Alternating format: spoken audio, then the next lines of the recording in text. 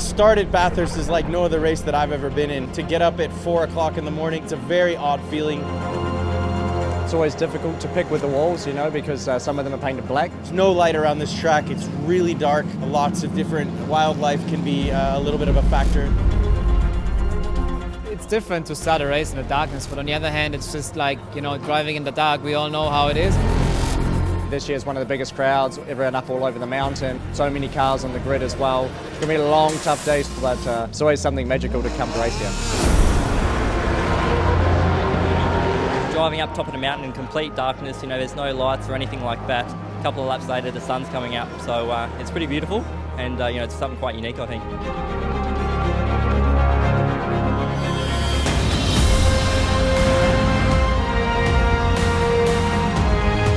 We had a good start. We make up position, and actually we pitted P1, so everything was going up to plan.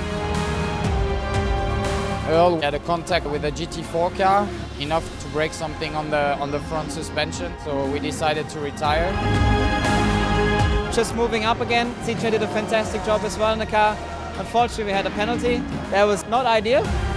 Fighting back, we were leading the race before, so still looking good.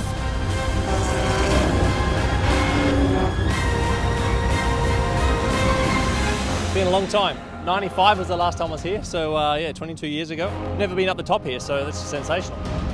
Now the 12 is you know, running pretty good. Obviously with Matty Campbell and CJ and Patrick and Levy, some wily old foxes behind the wheel. Hopefully they can get on the steps.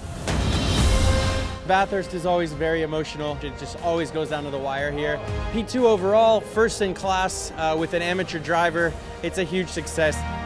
For it all to come together, and especially in a Porsche, is fantastic.